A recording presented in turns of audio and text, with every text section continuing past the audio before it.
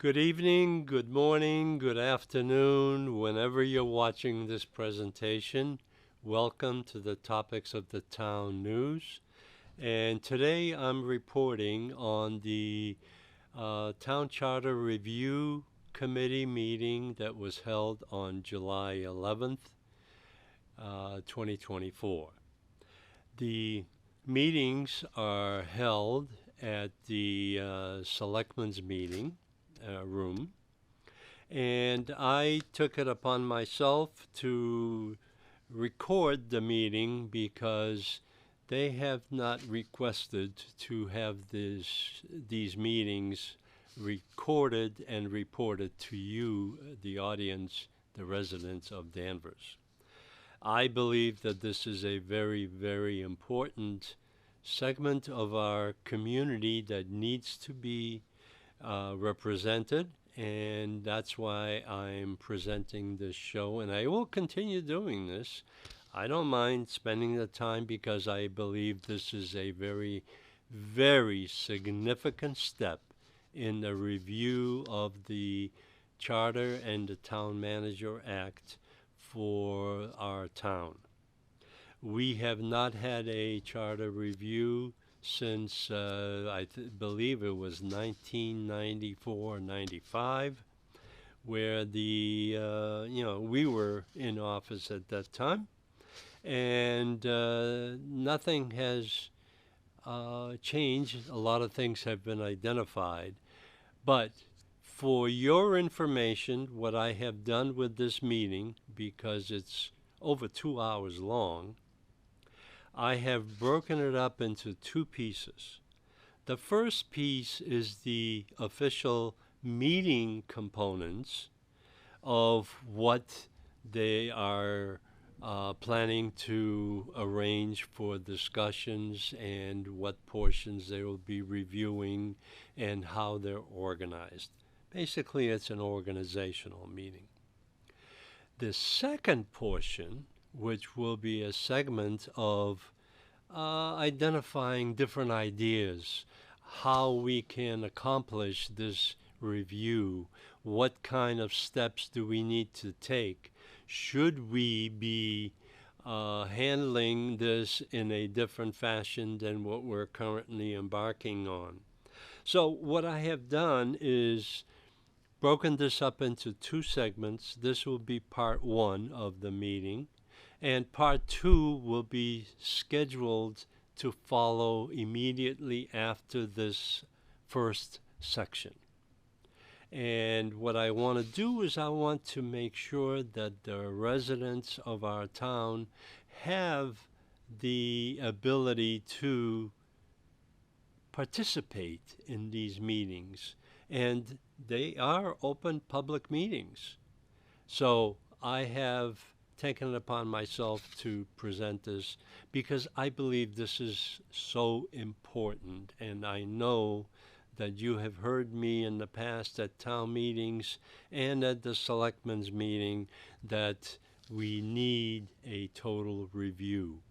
And I will be presenting my own interpretations in later shows when the meetings take place, and I will also participate in submitting suggested avenues of how to review this town charter. Now, the town charter is a very extensive document, and the Town Manager Act is a second extensive document, but if you notice, the bylaws of the town of Danvers, Massachusetts were adopted in 1951 and have been amended as we go along.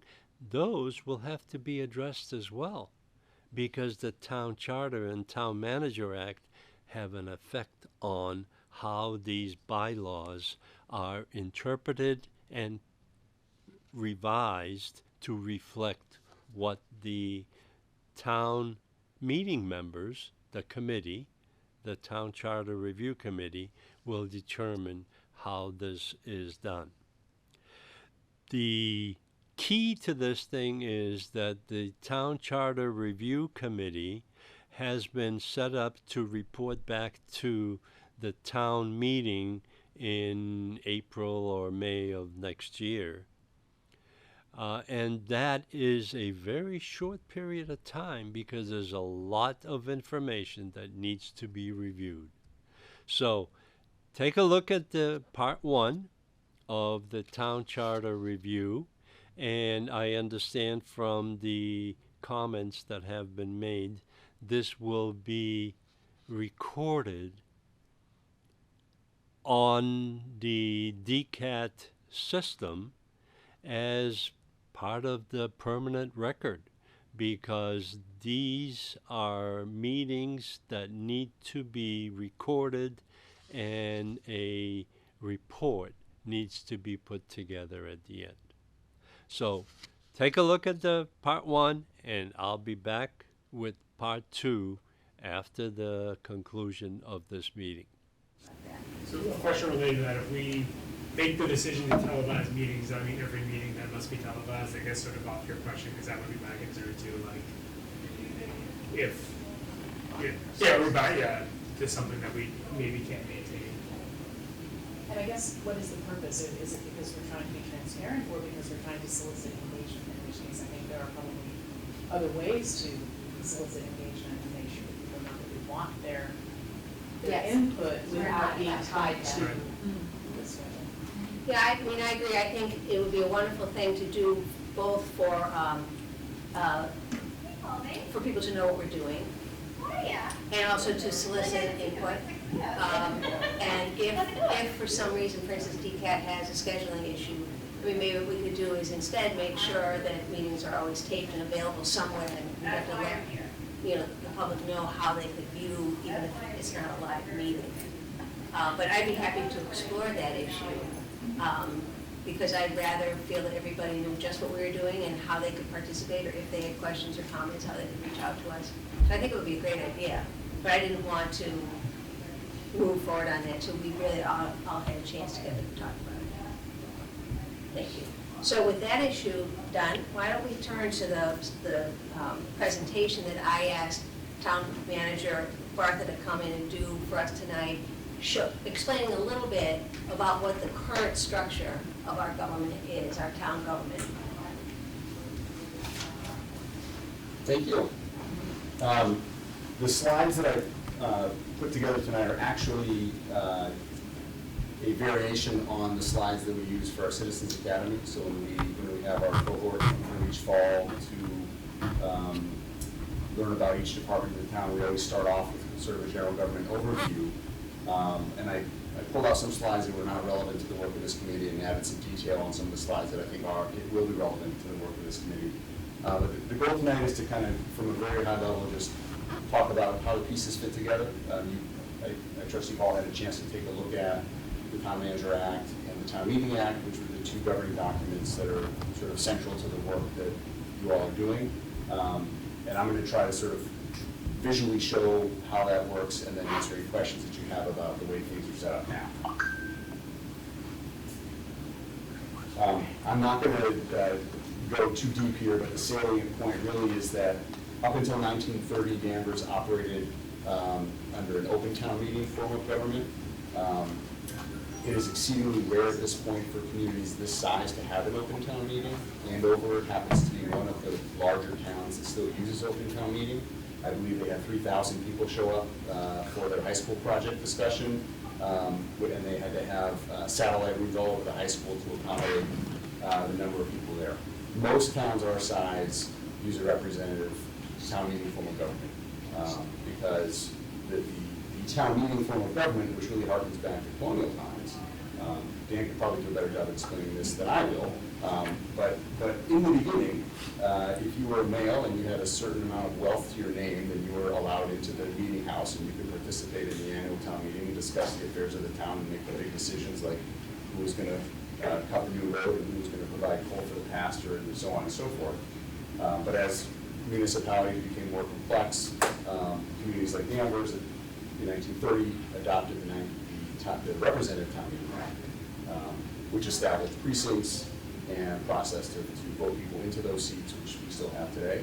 One point I would make is that the current number of town meeting members, 144, is not written in stone. That has grown over time. After each census, the town clerk's office reevaluates to see if it's time to grow the number of seats in each precinct. So 18 has not always been the number of seats in each precinct. In 1949, the town, through a home rule petition, established the Town Manager Act, which really established professional, merit-based governance in Danvers. Prior to that, I think the town accountant was the chief appointed official in town. So many things have changed since the 1930s and 1940s. We now have the Department of Revenue certifying our tax rate each year and certifying free cash. We have independent auditors that are looking at our books each year to make sure that everything ties out. And we're a much more complex organization than we were in the early 20th century. But the form of government that we enjoy today was created in 1949. The first town manager, Robert Layton, was hired in 1950. This is a fun slide we use for the Citizens Academy. We talked about sort of governance funnel. At the very tippy top, we have the U.S. Constitution and all federal law and regulation. Beneath that, we have the state constitution, mass general law, CMRs, which carry the weight of law, state codes. And although the Town Manager Act and the Town Meeting Act are technically state law, they really only apply to Danvers. So they have to be accepted by the legislature. They have to be voted on by the legislature, but the language there really ends at our borders. There are different forms there are different types of towns, different types of cities that are spelled out in MGL, but we're a home rule petition community. When we go beneath those two state laws that really govern the town, we're into the general bylaw and the zoning bylaw. Those are voted on by town meeting. They get reviewed and approved by the Attorney General when things pass at the town meeting level. And then beneath that, we have our local regulations, our traffic rules, our liquor licenses, and so on and so forth. So the two in the middle are really kind of where you are. So this is a very busy slide, but really it kind of gets at the heart of what we'll talk about tonight. We have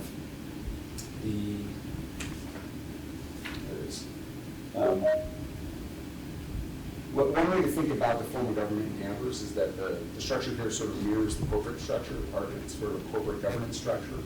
You have really town meeting members and by extension the voters serving as shareholders.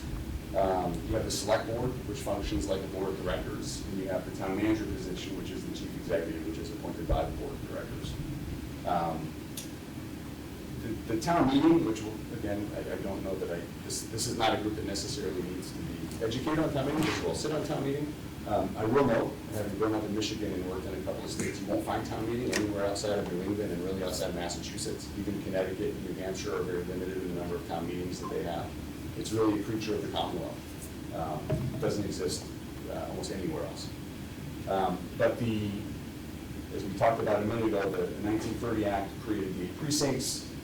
We have the 6 seats each year that are up for re-election. The time and date of the annual meeting is written into the governing documents. The language on the left is what you all voted on. This is the explanation from the warrant that sort of described this process, which mirrors the process that was completed in 1997. And that is to kind of take a fresh look at both documents and see what, if anything, needs to be updated.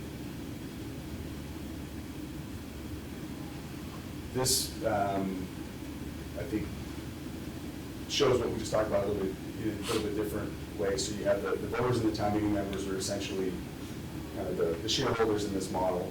The voters appoint school committee members, they appoint the moderator, which we'll talk about, library trustees, select board, and then beneath that you have the administrative heads of each of the 3 primary functions of government, schools, library, and town, which are subject to supervision from those 3 boards, the school committee, the library trustees, and the select board. The one thing not noted on this, which again came from our Citizens Academy, is that the voters also elect representatives to the Housing Authority, which is the body that is spelled out in National Law. So the select board, as I mentioned, really with the manager forms the executive function, the executive branch in the town of Danvers, and the select board serves as the chief elected officials in the town of Danvers. They're the sort of high-level policy setting body in the town. They lead execution of that policy and implementation of policy to the manager and the executive team. Really the primary responsibilities of the select board in Danvers and in all towns is to hire and supervise the town manager, and to take the long view in balancing needs across all service areas, internal and external in different parts of town. You'll note here, the staff really, the budget is a year-round process. Like I said recently, we have three budgets that we're working on at any given time. We're closing out last year's budget, we're implementing this year's budget, and we're preparing for next year's budget. The staff prepares the budget, but when it's delivered to the select board on March 1st each year, it becomes the select board's budget. So they will review it with staff, ask questions, make any amendments that they deem necessary, and then that becomes the basis for the town meeting as it moves forward through the process. And the same is true for bylaw and for zoning and general bylaws as well.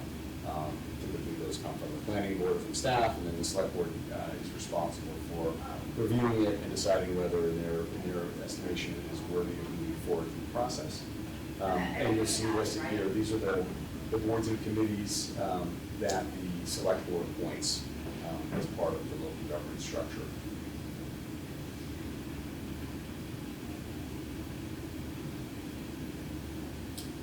The town moderator finance committee in town meeting listed together here play a crucial role in our form of government. The moderator is elected each year, and he or she is responsible for appointing the finance committee, whose primary job it is to review and evaluate all of the proposals from the select board on their way through the process to the town meeting, whether it be budgetary, bylaw, zoning. And again, as you all know, the recommendations from the finance committee become the primary motion at town meeting. So finance committees are defined in state law, but we also have language in our local governing documents describing how they are appointed and what the scope of their duties are. And again, I think, I'm not sure that the representative town meeting needs a whole lot of explanation in this space, other than to say really they have the final say on just about everything. They're our legislature, they say yes or no on all matters of the budget, issues of debt, acquisition of land, changes to the general zoning bylaws, and they also have appointing authority for the regular committee. The town manager position, which is really the subject of the Town Manager Act, although there's a lot more in the Town Manager Act than just the town manager position, serves as the chief executive. With the help of his or her executive team, is responsible for managing the day-to-day operations of the town, including the three utilities that we have in Danvers, being water, sewer, and electric. Manager is also responsible for ensuring that all federal, state, and local laws are adhered to by staff, boards, and committees. The manager negotiates contracts on behalf of the town, approves bids on behalf of the town, and I don't personally oversee the 1 million square feet of buildings, but the town managers and staff is responsible for the maintenance and upkeep of all town buildings. We have about 1 million square feet of buildings, including schools and the library in Danvers. Use of the school and library buildings is subject to school committee and library trustees, but the care and maintenance of the buildings itself falls under the town manager and the staff working on the general government side. As you can see on the screen, when I was appointed in 2014, I became the 5th town manager that the town has had. That making the average tenure for Danvers town managers around 15 years, and I will tell you that is exceedingly rare in this profession. I think 3 to 5 years is the norm. But Danvers has historically been a very politically stable community where professional staff has been given the space, the resources, and trust necessary to do the jobs. And I think that looking back from Mr. Layton all the way through to today, the proof is in the stability of the community. Here also listed on the left-hand side of the screen are the boards and committees that fall under the town manager's appointing authority. Yeah, I think with that, I will drill into the next slide here. So back on slide 5, when we showed the voters appointing different bodies, there's a teeny tiny box in the lower right corner of the screen labeled town staff. So now I wanted to blow up that teeny tiny box and kind of talk a little bit about the organizational structure on the town side. So we have 7 primary functional areas in yellow across the top. We have about 25 departments or divisions that are providing full slate of services to the community. We employ roughly 340 full-time employees, not including school and library. Including the schools and the library, the town employs more than 800 full-time employees supported by an annual operating budget of more than $180 million.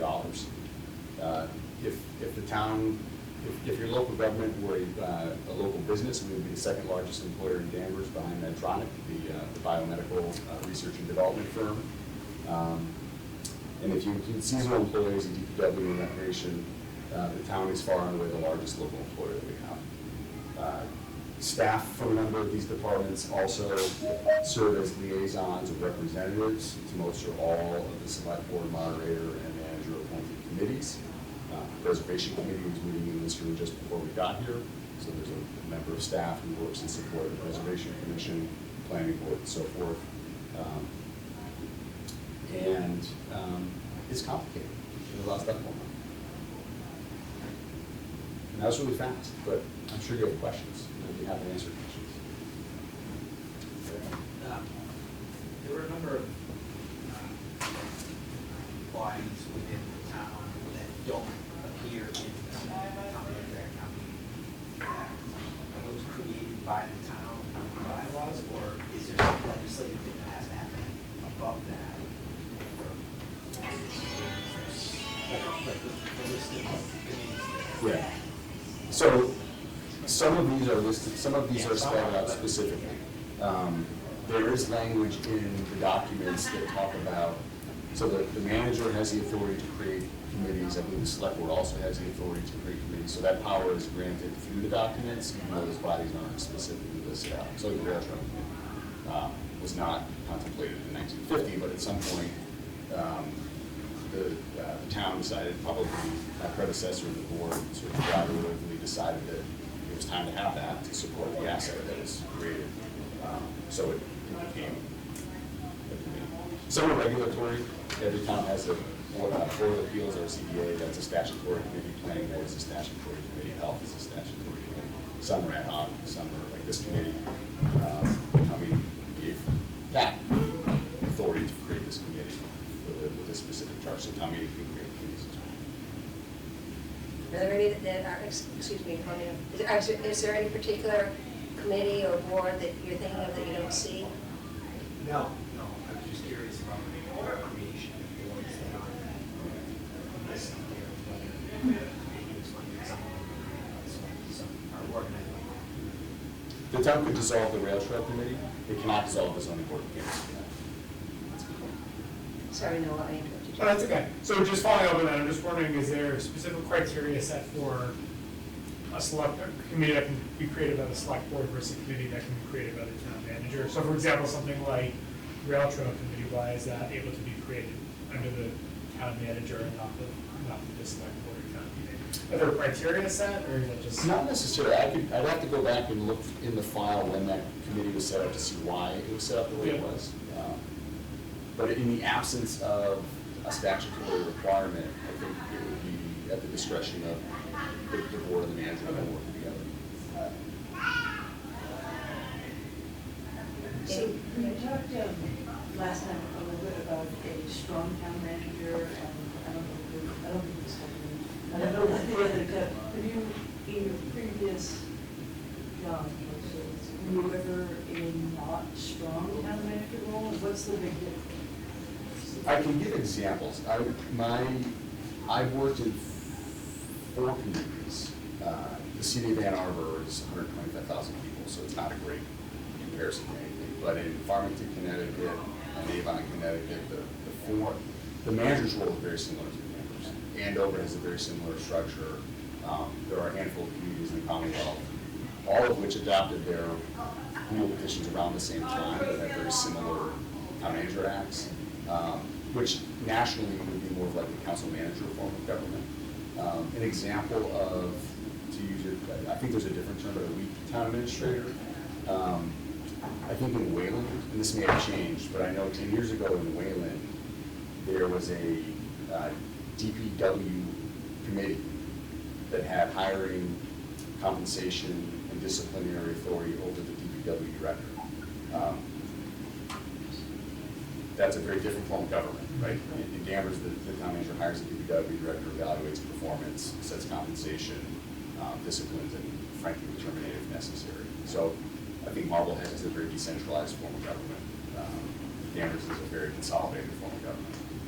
You know, it's kind of interesting, there's a great site that the MMA has online, and the MMA is the Mass Municipal Association.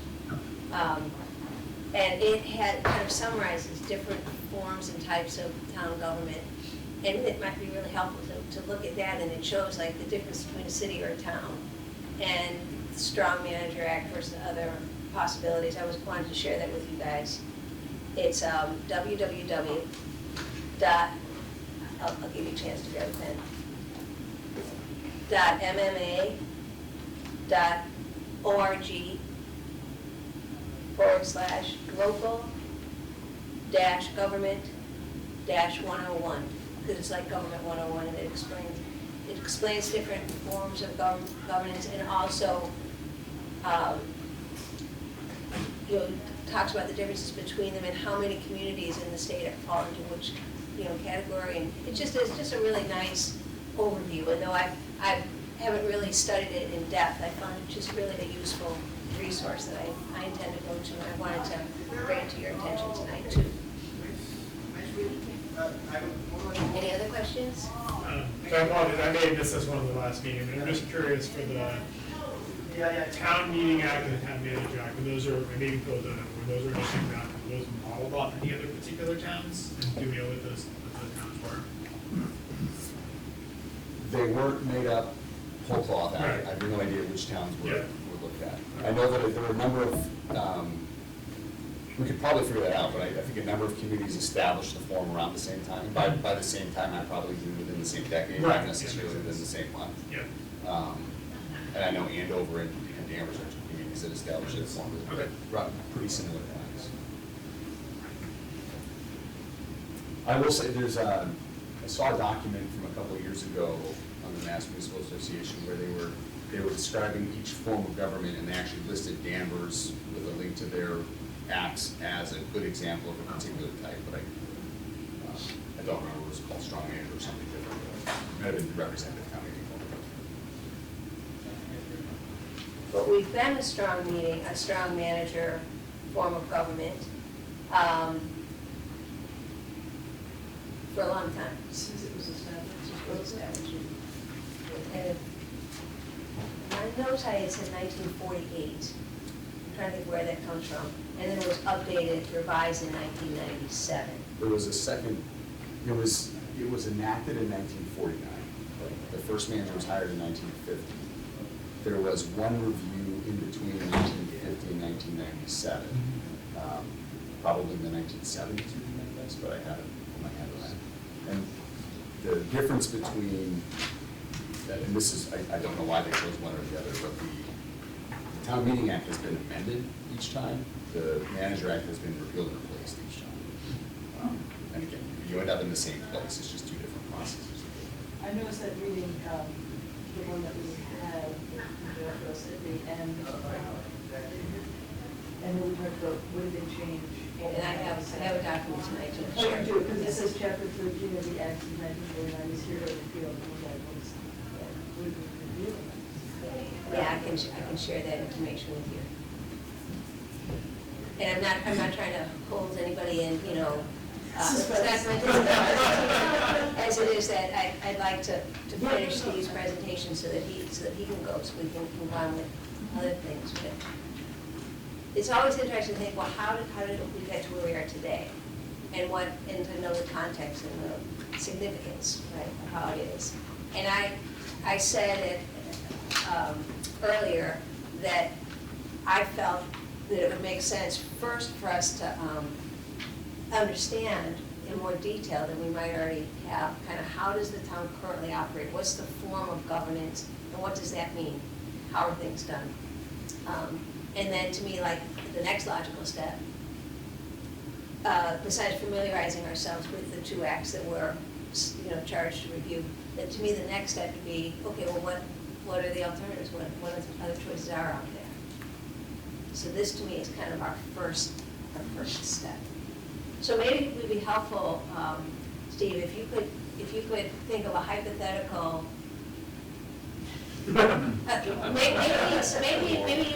Maybe using a budget is enough to try to show what I'm trying to get to, which is how does information flow up and down the chain of governance? And so maybe using the budgetary process is a great example. It's the one I'm most familiar with. I've been on the FinCom, but That's a good question. So, I mentioned we have $182 million annual operating budget. That includes schools, general government, electric, water, and sewer. That's the total spend, I think, in the current, might be a little, I'm probably off by a little bit, but about $182 million. And we have all sorts of different revenue categories. We have dozens and dozens of, we have 8 unions on the town side, plus a handful on the school side. Now we have one with the library, which is a good thing. And we have all sorts of contracts with vendors, consultants who help us provide the services. There are people managing all those things. We're going through bid processes each year to appropriate dollars that are approved by the town meeting. Staff will, the engineering department and other departments will oversee those things. But I mentioned before, so right now, our fiscal year ends June 30th.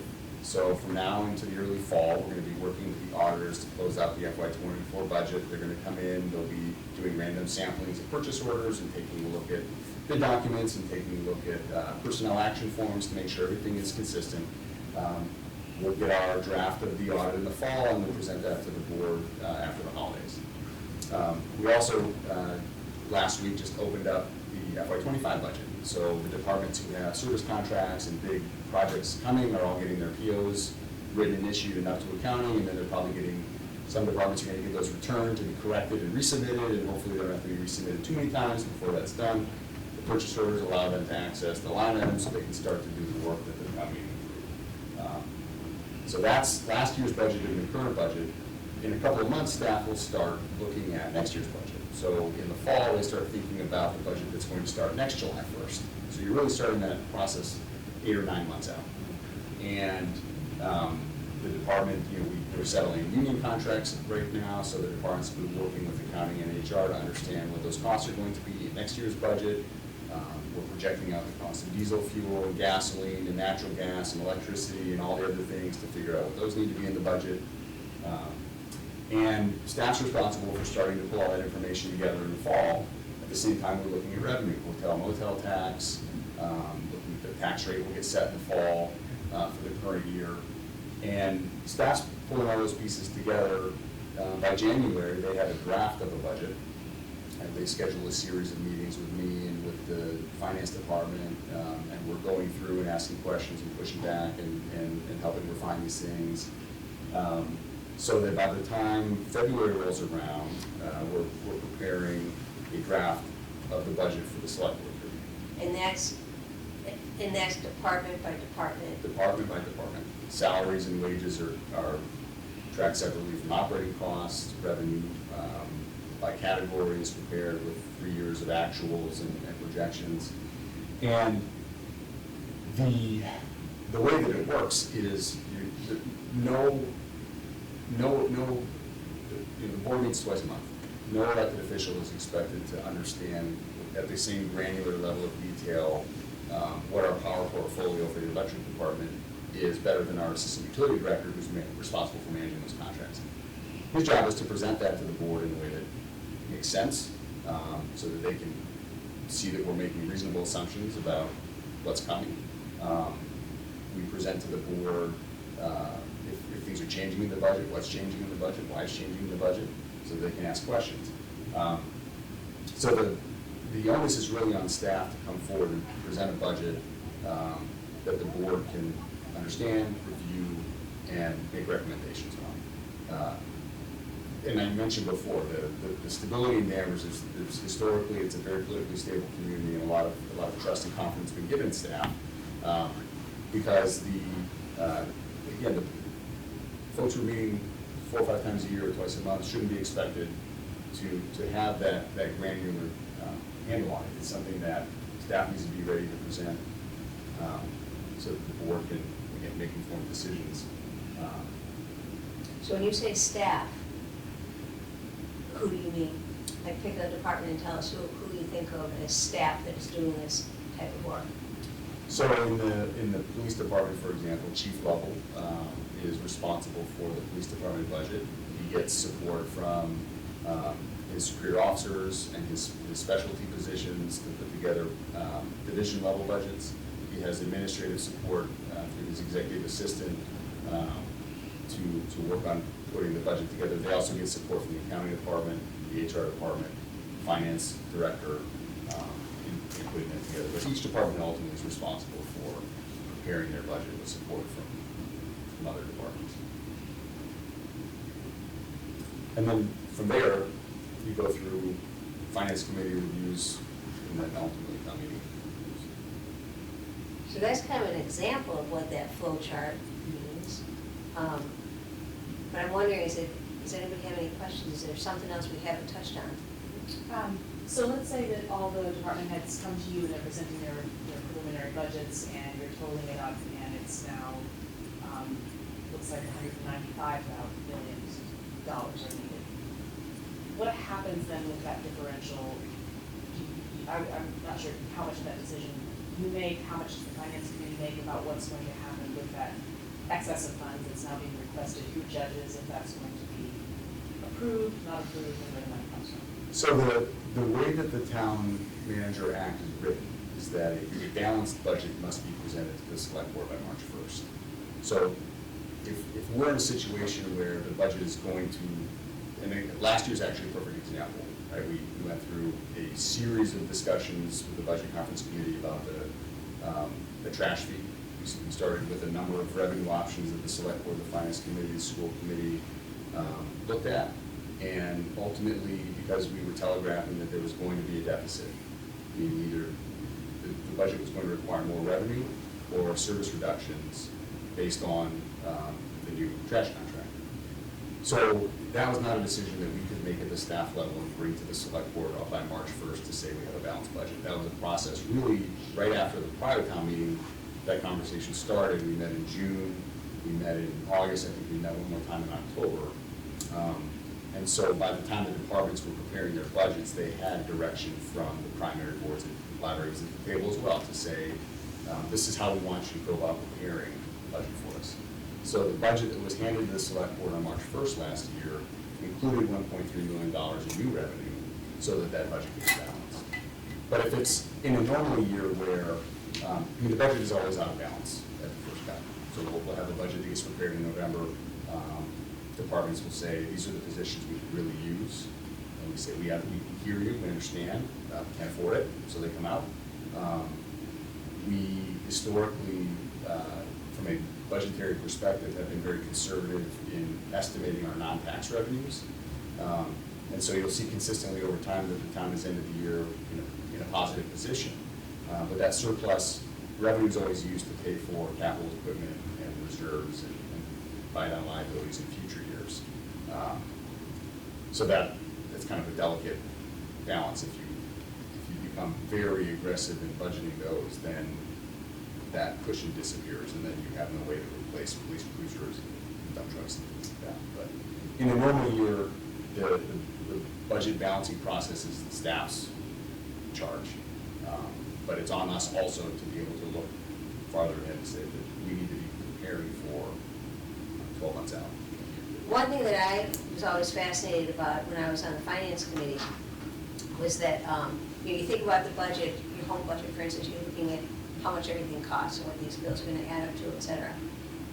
But part of the budget process also has been the town projecting what the income is gonna be to the town through taxes and through the hotel motel stuff, through excise taxes and, new growth, all that stuff. So, I tend to think of the budget process as a department coming in and saying, well, we could use a couple more boxes of pencils. And somebody will say, well, no, you can't afford that, the budget doesn't account for that. But it's much more nuanced and complicated than that, because the budget projects not just the expenses, but also the projected income for that year that you're trying to budget for. So it's like the two pieces have to eventually fit together. I think I was just trying to get a better picture in my head of what positions in the town were involved in making the decisions about how to figure out how to balance the budget. Was it that you would say, we're over budget and we don't know where the revenue's coming in, so your department, you requested this, we need to balance yours? Or was it sort of more from the top, more, from where you're coming from, saying, we need to balance the whole thing, and therefore your department cannot do that this year.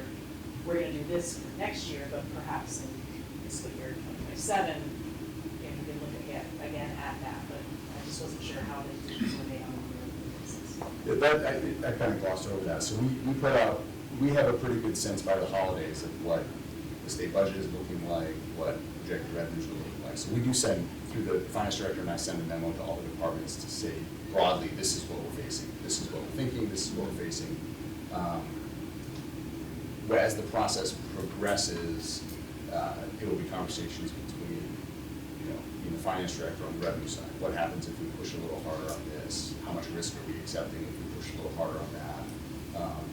And then departmentally, it's never everybody give us 5%, because 5% hits very differently for different departments. We have some departments with $20 million budgets, and the library is $1.3 million. Right. So you can't ask for $100,000 from everybody, because that's one position in one department, and it's 10% of the library budget. So it's often way more nuanced than that. So we'll sit with the departments and what happens if we do this, what happens if we do this, and then frankly, the way it works has always worked in Danvers since far before I came here. This has never been a community where departments try to spend every dollar in their budget, and the budgets each year don't often require a lot of adjustment, because they know what's expected, they know what the guardrails are, and so we're really fine-tuning rather than having to break things apart for that together. Anything else? Just out of curiosity, I guess.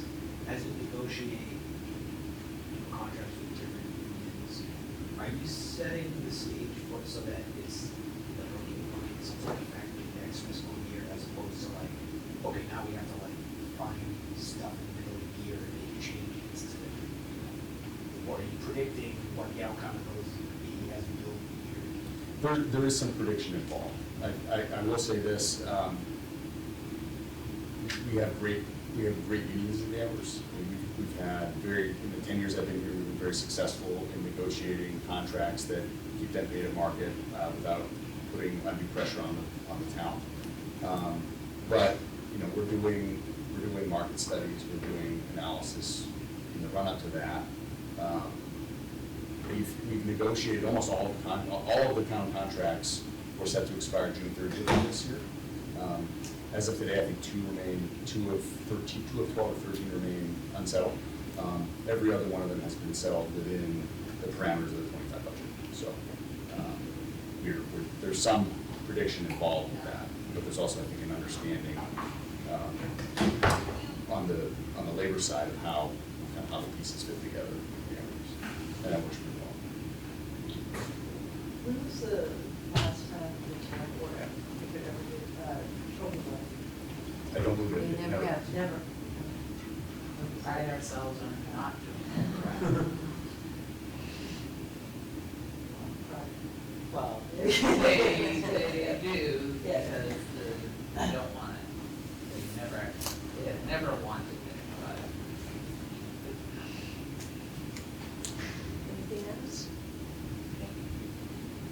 Steve, do you feel there's something that we're missing that you haven't touched on yet? No? Okay. Well, I thank you very much for coming here tonight, and I wanted not to keep you any longer than needed. We have other stuff we're talking about tonight, but. I'm getting the hook.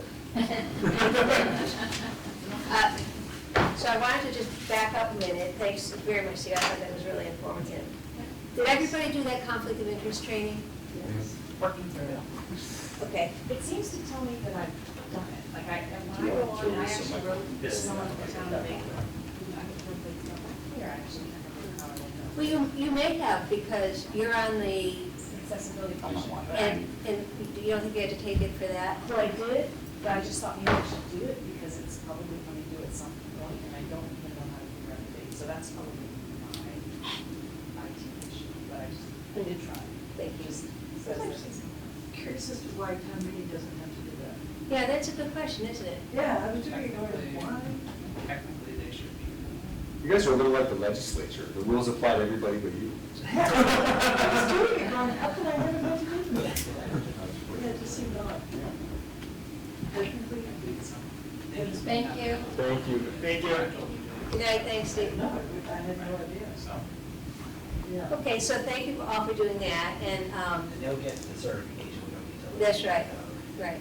And I would imagine that if somebody hasn't done it yet, or they haven't got, I imagine you'd hear. Like, I think my sense was Jen was kind of keeping track, Jen Breaker at least, of the open meeting law paperwork.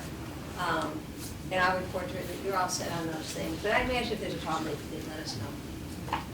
Okay. Let's see.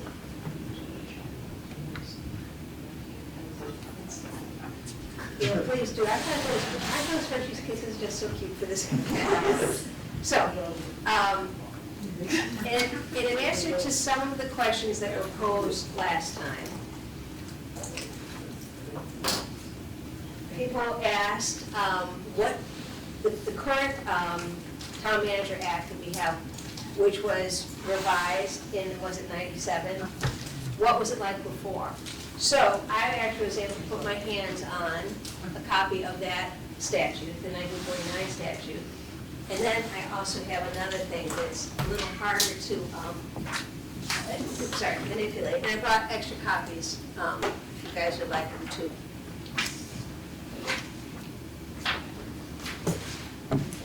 And, Mike, I'll send these to you. I'll put them in the mail to you. Thank you. Yeah, get them digitally, you can email me. Okay. And grab a bunch of more. So let me just make a note to myself. Oh, sorry.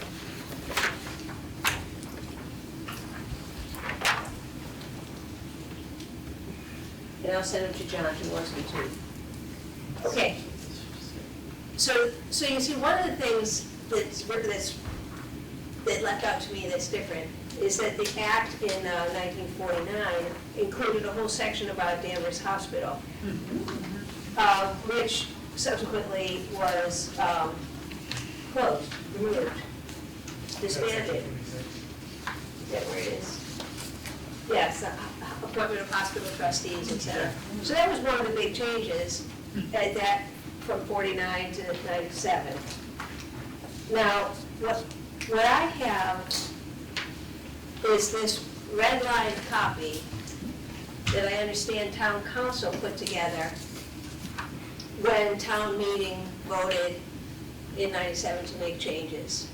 So that then town council, I think, I'm just guessing at this, went through and did this red line thing that shows the changes. And those changes then resulted in the 97 Act that I gave out copies to at our last meeting. It doesn't look exactly the same, but it's partly because of just the formatting. The title here is in bold, et cetera. It has a table of contents, and this doesn't have those, but it's the same act. So I made copies of these for everybody, but I can tell you it's a little, it's tedious, a little tedious is the word, going through it to see, okay, what was changed and what didn't. And I imagine that most of you will be familiar with redlining editing. I mean, everybody knows redline editing, right? That if it's crossed out, it means it was eliminated. If it's underlined, it means something in the language. So I brought those, and it just might be helpful to see, well, what did they decide they had to change?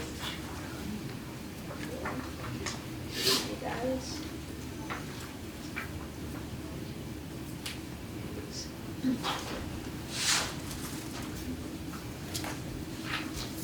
get them out to you guys. Sorry, I found the It's okay. things. And does Mark, would you like one too? Thank you. Thanks.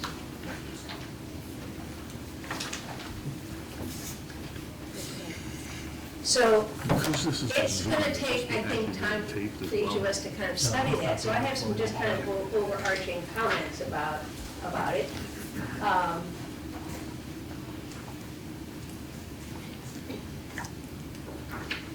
So as Steve Barker was telling us, Danvers formed the representative town meeting in 1930, and before that had been open town meeting. And then the Town Meeting Act set up our form of representative town meeting, which is very similar still, 8 precincts and elections with rotating members, et cetera. Danvers formed this strong town manager form of government in 48, and it was updated and revised at some point in the 50s or 60s, then again in 97. So I've just given you copies of the 1949 Act and the red line version that shows the changes. So, different changes. In between the 49 and 97, but we don't know what that. That's right. Well, no, 97 was a revision of the 49 Act, Over, I believe. right, but we're not sure if there was one in between. Oh, no, you're saying that there Well, wasn't. it would have to be, we would know if there was one in between. Right. Right. Because It this, was the other. the act, Maybe it was revised in the seconds. or maybe reviewed, it might not have been revised, but reviewed. But the 1997 Act repealed the 1949 Act.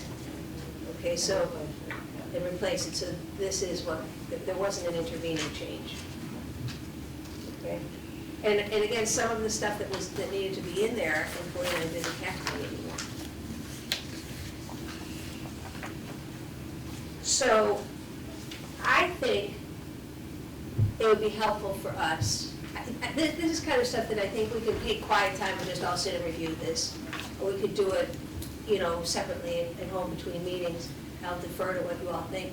But my thought, kind of after this, after we familiarized ourselves with the current documents and how they've changed, the most recent change, and we familiarized ourselves with the current form or structure of our town governance, it would seem to be a next step, maybe not the next step, but a step in our future would be to maybe have people from the MMA, Mass Municipal Association, come or maybe participate virtually to make a presentation on the alternative forms of government. I did reach out to people at the MMA to ask if they thought it would be better for us to have somebody, come fairly soon in one of our next couple of meetings, so we can get all the information up front, or should we wait till we know a little bit more so we know more of what to ask them? Does anybody here have an opinion on what would be, what you think would be most helpful? I mean, I don't know if I even know enough yet to know which is going to be more helpful. I would say it might be good to hear the categories first, Yeah. and then if we have more minutia, we at least know like what column we're Yeah. working in. Yeah, that makes sense. Yeah. So how about, I will send an email today and I'll follow up to ask if they could get, when they might be available. And originally I was thinking, the MMA has it's called a Form of Government Committee. And they make people available to speak to review committees like ours, to kind of get a sense of timing, et cetera. I was hoping that maybe we would meet again in August. I still feel in my own head, I'm still trying to understand and gather information and really get a sense of what it is we're trying to do. And then maybe, my hope was that starting in September, that maybe we could meet at least once a month, maybe twice a month, to really start honing in kind of department by department, commission by commission, how we should go. Does that make sense to people? I know it's pretty much like what I was saying, I suppose, at our prior organizational meeting. But I'd be happy to reach out to the MMA to see if they can come and make a presentation. my only question with that is, how much authority will we have over the department? Like, there doesn't seem to be a lot, unless we change the town manager act, so the town manager no longer has authority over departments. Do we have any authority to change anything for the law? Like, if we have somebody from DPW coming in and tell us, this is what we love, and we go, well, that's really up to the town manager, we're not taking that, then I don't, what does that help us in what we're trying to, again, I also don't remember that. I think we did recommendations based upon information or research that we get, that we would make a recommendation after either hearing from employees, other communities, what's working, what's not. And Right. Yeah. I guess it was just like if it's just a different department comes in, says, we would rather have our own department that handles how we run things like, what town was he talking about, well, DPW. If we don't have the authority to make those decisions. Yeah, I Like think, reading through the town manager act, I guess, I'm looking at this going, we can decide what the town manager has authority to do, but not what the DPW does. Like, there's a step in between those, that's the town manager act. And if that's all we are dealing with, then. Well, I think it would be giving the, maybe the town manager has less authority over, Right, okay. right? Yeah. So, So then we yeah. definitely would want to see the MMA, but. yeah, I think it's gonna be important for us to understand that anyway, but yeah. If we decided, for instance, that, I'm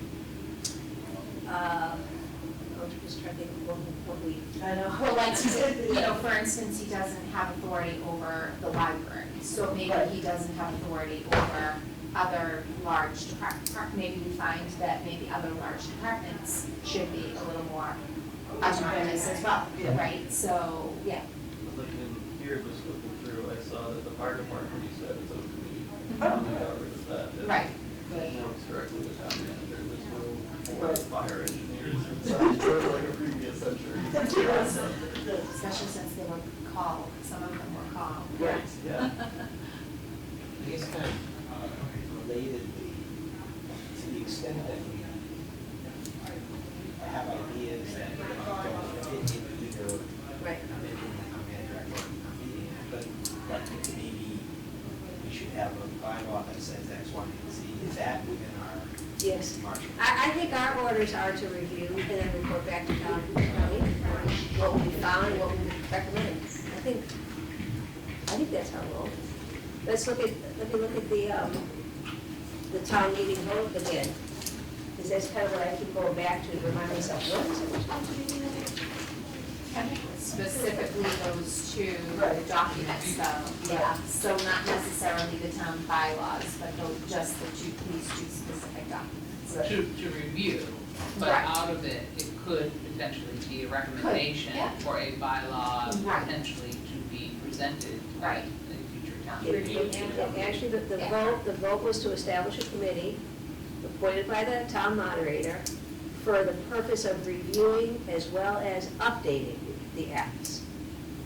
Recommended revisions to the acts, if any, shall be placed on a warrant as an article or articles for the 2025 town meeting. So it's, we can recommend revisions, we can, we're supposed to be reviewing and updating, so we may say, well, let's say there was a position that has a different name now. That we should change this section of this word to this word because it's no longer a policeman, it's a police officer. So let's that's say. Selectmen. Yes. Select board. Yeah. That kind of thing, That's so. the first thing. Yeah. So I think part of our job is to review, which to me means to really understand, and then to say if we think changes should be recommended. And we're serving, our constituency is town meeting. It's not to Steve Bartha, it's not to any department head, it's to town meeting. That to me is the job, so. Anyway. Sal, can I say one thing, Please please? do, yes. in light of what you just said and the question that came up a few minutes ago about having someone from MMA come to discuss forms of government, I'm not sure that we should be considering changing a form of government until we've decided what changes we think should be suggested to town meeting to adopt. So I'm not sure we should too quickly jump into having MMA come. We might find at the end that the changes that we're recommending might suggest that a different form of town government might be worthwhile. So I don't know that we should jump in and say, yeah, we need to change the town government and we'll fit all these other factors into that. I think we need to make a decision on what we want to recommend to change and then see if it's worthy considering changing or suggesting a change to the form of government. I hope that makes sense. I think you misunderstood the, Say it loud so you can hear you. okay, I didn't know if you wanted me to go through the chair. So, I think, that wasn't what, well, myself and I don't think maybe some of us, had in mind. It was just gaining the knowledge, not that we're gonna decide, yes, we wanna go with this one and we're gonna fit everything into that box. I think it's just learning what the other options out there might be. So that when we go through it, then we could see clearer and understand better, oh wait, maybe this is, now that we know what this form of government is, or that one, where maybe all of this would potentially fit in. I think it was just for informational purposes. Right. It would also okay, that persuade makes us too. Thank you. Keep us focused. Yeah, So we're not just heading off in Right. directions that don't have any sort of precedence. right, yeah. And of course, I think another possibility is we could maybe ask for a presentation for informational purposes. And then let's say as we go along, we find that there's some particular problem, we're trying to figure out how to resolve. Maybe we ask them to come a second time, to say, how do we fit this solution into one of these forms of governance? What's the impact of what we're trying to recommend? What's it gonna have? And would a different form of governance be the one we should slip into or recommend? Okay. Something like that. Okay. So, anyway, I especially think that website, did you hear me, John, when I gave the website for the MMA, for the Government 101?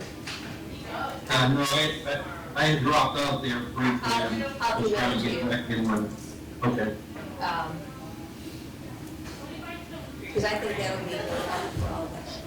Okay, so, let's see.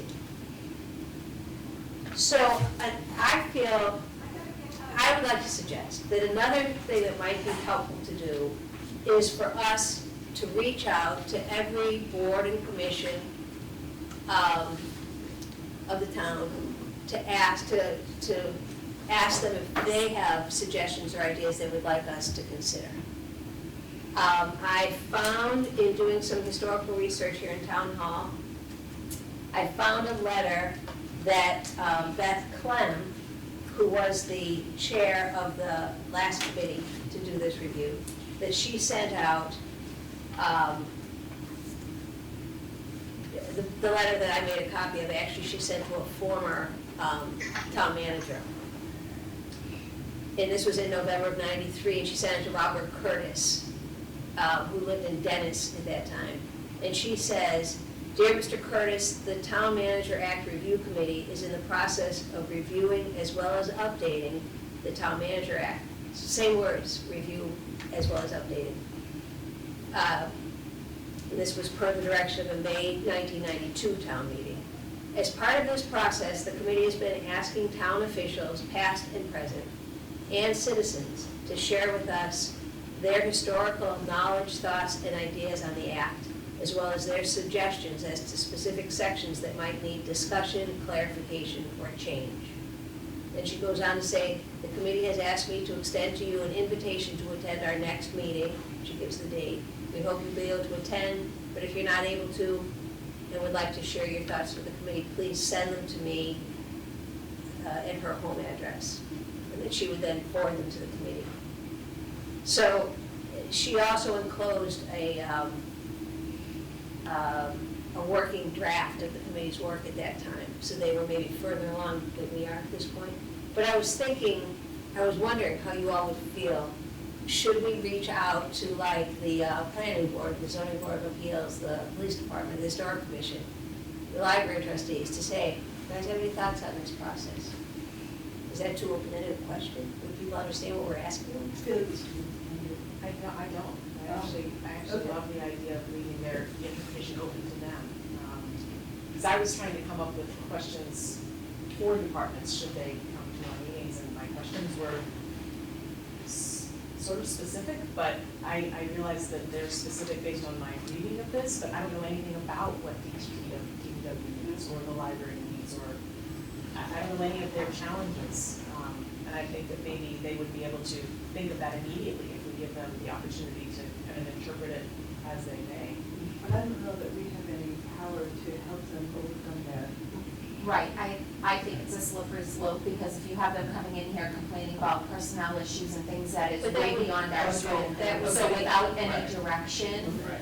I do feel that it would be, so when we did like the 5-year strategic plan at the library, and we put a questionnaire out to the public, you know, the first time they did it, it was very open-ended questions, and they got things that were totally irrelevant and against anybody's purview, really, like, we need more parking downtown, well, you know, things like that, like the library, what does that have to do with us? Like, so when we did it the second time, it was very targeted questions so that people focused on what was within the purview of, right, exactly, right? So I think to just say, sure, come tell us what's going on. I mean, I think it's a slippery slope of, we could be getting into some issues of, well, I don't like the way this is, you know, I don't know. I just think it would be very confusing. I mean, that's my experience with already doing it once, open-ended. What about the way the letter was phrased,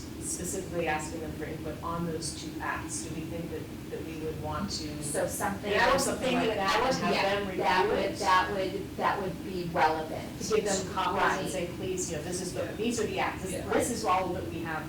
That would be relevant, because this is what we're supposed to be doing, not just like open-ended, like, come talk to us, and Right. tell us what's going on, and like, But I've got to say, just, I think that, you know, we've got the Town Meeting Act, we've got the Town Manager Act. The Town Meeting Act, to me, just deals with how that town meeting is structured. You know, the 8 precincts, the 18 reps from each, the Board of Selectmen are members of the town meeting. That to me is a different question. I mean, I can't imagine that we need input from committees and boards in town as to how that law operates. I'm thinking of the Town Manager Act. right, And that the boards and commissions that are appointed by and supervise each board is the town manager. You know, so it's really more of a assessment of that structure. So what we could do in this letter, possibly, is enclose a copy of the current town manager act. Well, Right. yeah, I think we would have to. I'm not sure most people have read it, or know where to find it. Well, Right. is there an easy place to find it on the town's Yes. website? Town yeah. website. Okay, so like if, to the extent we start inviting people, make people aware that it's available. I'll tell you part of where my question is coming from is that I was thinking that at some point, when we, in our meetings, that, you know, we have an agenda that gets published the required number of days ahead of time, that we will indicate on our agenda that on this particular night, we are going to be we're going to be discussing the planning board and the ZBA, just as a for instance. So anybody in town who's interested in those two boards can come, and we can discuss any governance issues. So that doesn't mean, do they have enough staff people, or are their meetings too long? I mean, it's really dealing more with is there any problem that you have with the fact that the town manager appoints members of the planning board? Is there something you would rather see than that? Does that pose problems for you? That type of thing? Is that the only question we can ask them? We can ask them anything we No, want, but I no, mean, for what we have, is that the only input that they could give us that we could do anything about? Maybe, I mean, it does seem to be the main question. right, Right, that's kind of. because, right, they get appointed, the town manager doesn't tell the planning board what to do, but he appoints them. And so, Should they the be only, elected? right, that's, yeah, Should the that- selectmen appoint them instead of? right, I feel like it's our only. But it's like, our is only the number right, should it be more, should it be Right. less, Right, stuff right. like that. Yeah, yeah. Right, Yep. around that, yeah, because I mean, other than that, if they're upset with something else, with the amount of breaks they get during the day or whatever, I mean, like, that's all well beyond our scope of, yes. And just to give you a sense, the town manager appoints and determines the compensation and can remove officers, employees of the town. So the town manager makes all those decisions. I'm just going through the list that's set out actually in the statute. The town manager appoints the planning board, the board of health, the municipal light board, the assessors, the town clerk, the town treasurer, the collector of taxes, the board of water and sewer commissioners, the board of commissioners of trust funds, the tree warden, town council, and the chief fiscal officer. So, one of the questions appropriately would be, is that how those commissions and boards should be staffed up? Should they be staffed up by appointment of the town manager? So, hearing from those boards and commissions, and from people that are familiar with them, or like, that appear before them frequently, might be helpful. We know what kind of decisions does the planning board make? And what if the planning board makes a decision that subsequently causes a lawsuit?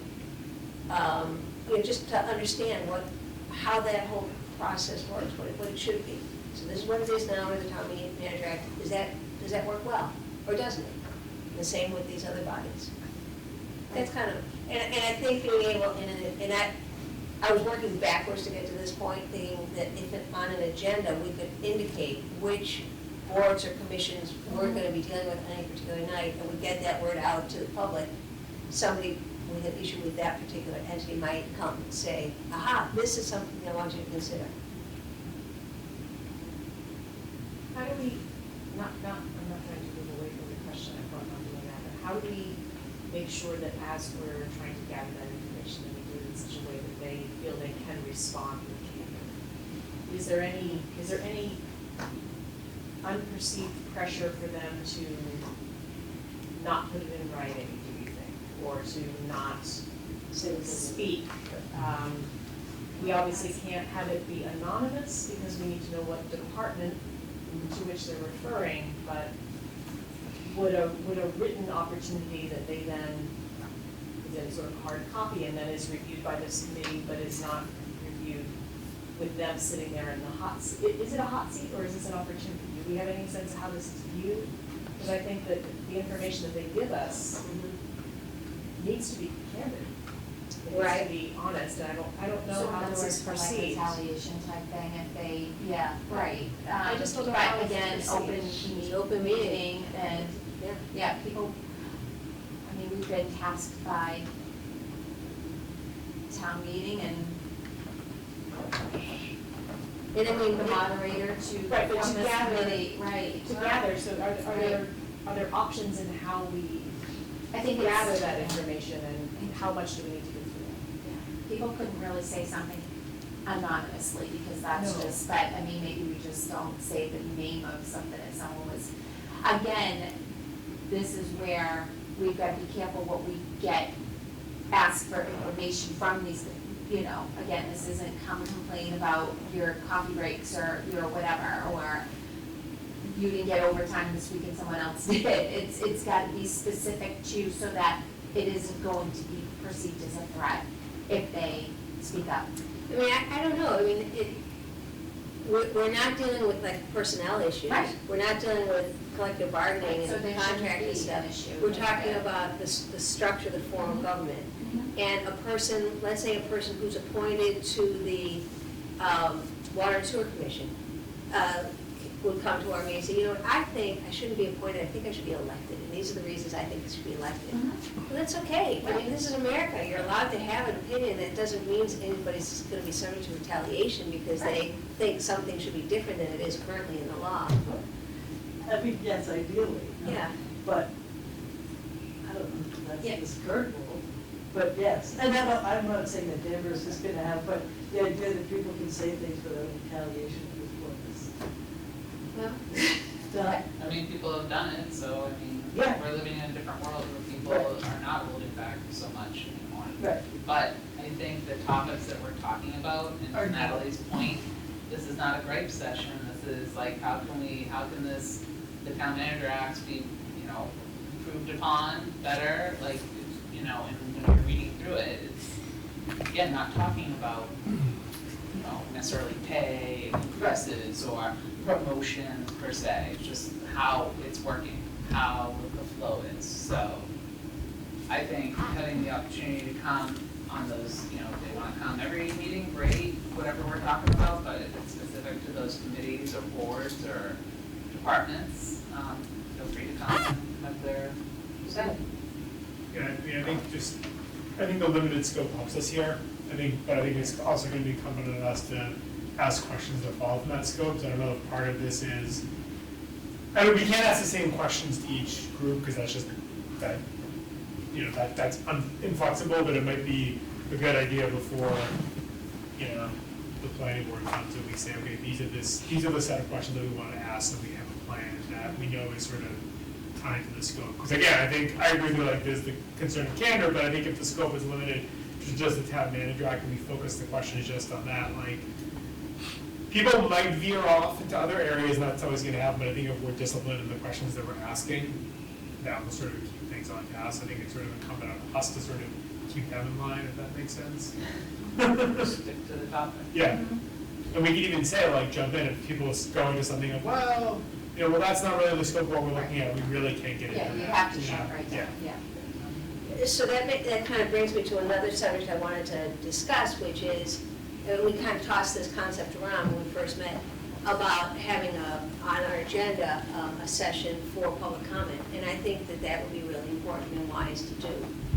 We talked last time about should it be at the beginning, should it be at the end. I personally think, when I was on the finance committee, we would deal with article by article or department by department to review each budget. And like the fire chief would come and talk about the budget for the fire department. And each member of the finance committee, we ask whatever question we wanted, we go up and down the road until everybody's done with the questions, and then we open it up department by department for questions of citizens who attended the meetings. It's a different task ahead of us right now. But I think it would be wise to have, like, right at the beginning, after our intro, to have a time for public comment on whatever issue. And generally, I've kind of looked at different agendas now that different committees put out, and generally it says, open for comments of things that aren't on our agenda, because if they want to stick around and ask a question about a particular agenda item, they can't do it. But if we do it right up front, people can come, say what they have to say, and then if they need or want to, they can leave, as opposed to having to wait till the very end of a meeting. And again, I'm going by FinCom, and we'd have meetings that would go on 3, 4, 5, 6 hours. So if somebody had to wait all the way to the end, that's really deadly, but that's part of why I'm saying let's have comments up front. Anybody? Do people agree? Do you disagree? Yeah. Yeah, with the time limit caveat as well. And I think, what we could do is maybe, say, allocate, 15 minutes or something first, because I'm trying to keep our meetings to 2 hours. That's what we do. And then if we find that that's more than enough, that's great. But if we find that it's not enough for the number of people showing up, I would suggest that we be flexible about that. But I also think we should be mindful of our time as well. Right. Because we are volunteering and. It's a long process. Yeah, and already worked a full day on 4 hours because we gave an hour to public comment. So as my recommendation would be to kind of control that too. Yeah. Please, thank you. Okay. I tend to, as you can tell, just kind of talk. I don't always think of things, okay, we should take a vote on this, take a vote on that. I don't feel that any of the things we've talked about or agreed to tonight are things that need a vote. No. If you disagree with my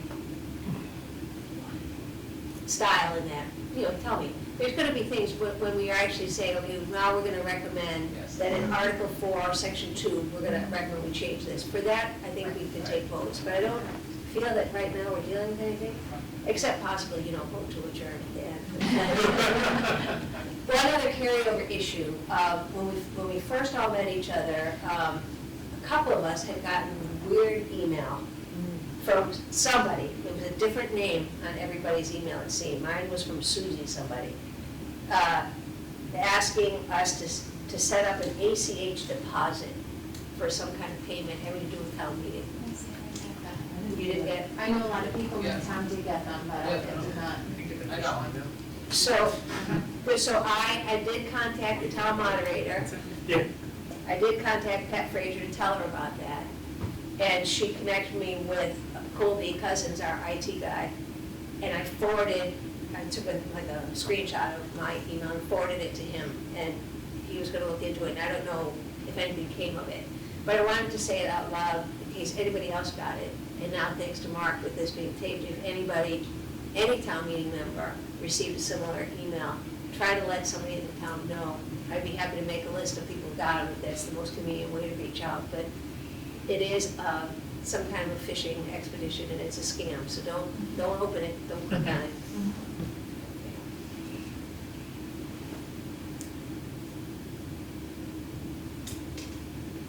And this started so nice and neatly. So one question really is, should we be reaching out to committees? And it sounds like we're kind of uncertain. You know what I could do is, I could draft a letter or a series of letters to bring to our next meeting for everybody to look at. I mean, if I'm interpreting what everybody seems to be sharing, and I just want to make sure my position is clear, I feel like we should be reaching out to committees. I kind of feel like we can all agree on that. I think perhaps what we're not deciding on is exactly how to do it. I think in my mind, I'm still wondering if sending a letter very similar to the one that you brought, which even though it was written decades ago, still sounds pretty good to me, with a copy of the Town Manager Act and asking for their input, or giving them that and asking them to prepare to come to see us at some such a date to discuss the following questions and giving them some pointed questions. I think maybe the manner in which we see that is perhaps still in question, but it seems to me that we agree that it's a good idea. I mean, I'd love to have the MMA come first, but. I agree. That's a good come first. And, and I think it would be really helpful for all of us to look at the two acts and this stuff that handed up tonight, that red line thing, so that we're a little more familiar with what it is we're grappling with. So that when they come, we'll know more. But I think by reading through that stuff and kind of trying to understand it, get into it, it'll be more clear maybe what we should say in a letter to other people. And I'd also like it to open it up to the community, that maybe as we're scheduling meetings, we have a meeting where maybe we'll have one commission there plus public comment, open and invite, send out the word somehow. And I'm open to suggestion. I don't know how to do a lot of these things, to ask people to come. I think one thing that might be good is, I know someone brought it up, but if maybe it's wherever the commission does something like DCAT that's sort of early in the process, or, if we know in September we're going to have public comment, we could have someone come on in late August and sort of talk about the committee, what we're doing, say we're meeting September 10th, we'd love to, that might be sort of a good way to get the word out, Yeah, that was really great when you talked about the accessibility committee, that people interviewed. That would be a good way to do it. I agree. My background's in marketing, it's my day job, so anything marketing. So I'm hearing from you that you would like to be on DCAT. I've done DCAT many times before, so I'm happy to do it again. I know Leila very well. That would be good. But yeah, it seems inherent in encouraging public comment, we need to get the word out to the public. And I We know that. we like the Danvers Facebook page, Yeah. the Danvers town website, I mean, there's a million ways to get the word out. Yeah. Do you want to try making up a list of things you think we can do? Sure, I can do that. We had talked about maybe doing a questionnaire. I have no idea how to do that. But, any ideas you have for how we can get the word out, that we'd like to hear from people what they Yeah. think? Yeah, because it would be easier to do like an online survey or something if we decided that we thought that would be valuable. Because we know the town attach it to a QR code and just put the Yep. QR code out everywhere. Yep. Never thought of that. I did see a YouTube thing that was a DCAT discussion with Richard Trask and Pat Frazier. I only saw like the first maybe 15 or 20 minutes of it, where he was discussing town governance and the history. It was really interesting. There's a three-part series to It's a that. three-part series. There we go. So that might be kind of an interesting thing for us to do as homework too. So it brings me to the next thing, which is when do you think we should meet again?